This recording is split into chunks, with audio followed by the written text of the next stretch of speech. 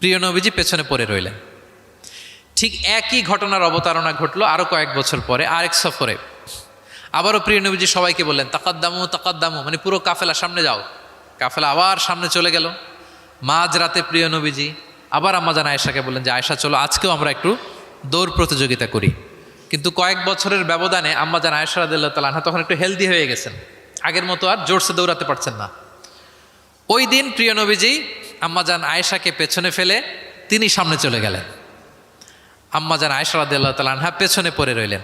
তো প্রিয় নবীজি আয়েশা রাদিয়াল্লাহু তাআলা আনহাকে বলেন, ইয়া আয়েশা হাযিহি বিতিলকা সাবকা, ওই যে বছর কয়েক আগে তুমি আমাকে হারায় দিছিলে, আজকে তোমাকে হারায় দিলাম।